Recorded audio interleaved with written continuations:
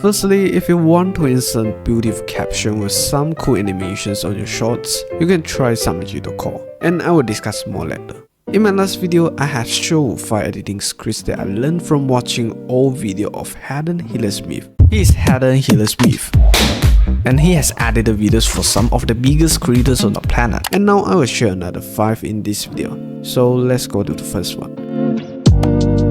Kuleshov Effect is a film editing effect demonstrated by a Russian filmmaker called Lev Kuleshov in the 1910s and 1920s. It is a mental phenomenon by which viewers derive more meaning from the interaction of 2 screenshots than from a single shot in isolation. Just like in this picture, we are seeing a man thinking about the food, right? Through these 2 shots, we immediately know that he is hungry. If we turn the food shot into a beautiful girl, he maybe shows lust. This is the most common way to use Kuleshov Effect in editing. Now, let's see how Hayden edited Kuleshov Effect during the moment of Logan Paul lovingly look at Pokemon booster box. And so when I noticed this really nice little short intimate moment of Logan lovingly looking at that booster box, I saw that as an incredible opportunity to start to develop his obsession for them. So what I did, I chose to use an optical flow and slow down this moment down to 18% of its original speed. And then we now get to witness an extension of that intimate moment that Logan had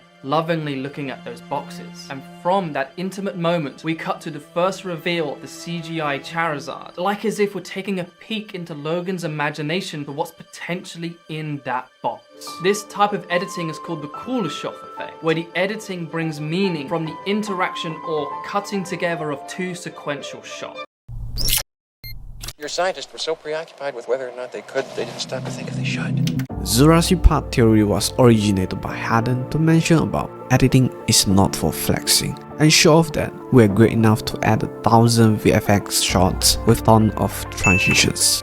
Are you actually serving a story? Filmmaking is so incredibly exciting, and of course it encourages us to think big. But sometimes thinking big could actually hinder on whether that's best for the story. Sometimes the story calls for small instead of big, or less instead of more. Here's an example.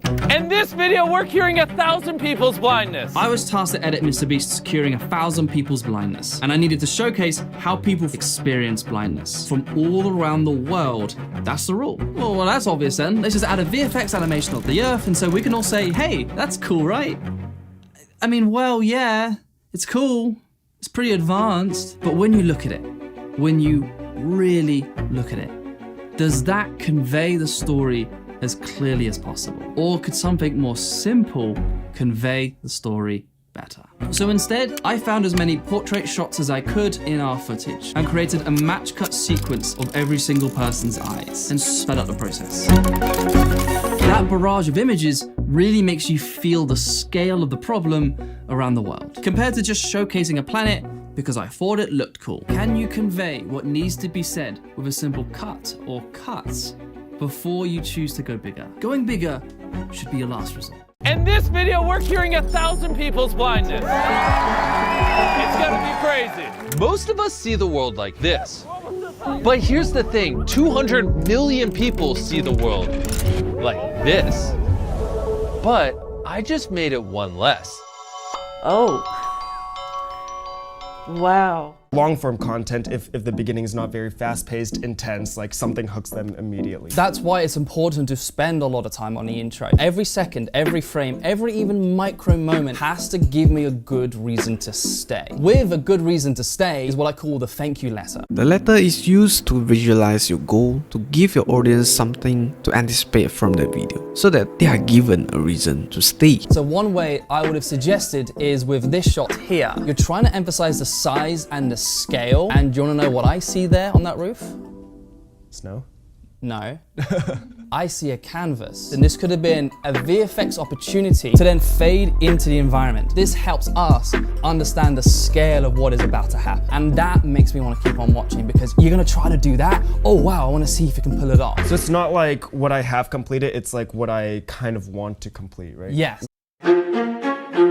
Hayden had talked about one of the biggest mistakes that people make is keeping everything they film. However, the best YouTube contents cut over 70% of what they film and show only the best 30% of the video. Here's one example given by Hayden. The best example would be Logan would film about 2 hours of content for one of his vlogs during 2020, and we turn those vlogs into less than 5 minutes. That means so much is cut, and we are to a degree showing a highlight reel of his day, but what that then means is you then get the best of the best, and that creates such a highly engaging piece of content. Same thing for me, when I film some of my videos, I could film for over 2-3 hours, and I brutally cut these things down to 10 minutes or less, because I only want to show you the best thing. And so that's the biggest mistake, especially if you're a new creator and you haven't quite got the skills yourself. I think one of the things people tend to struggle is knowing what the best part is. Have you got any like litmus test? Yes, my favorite one is this.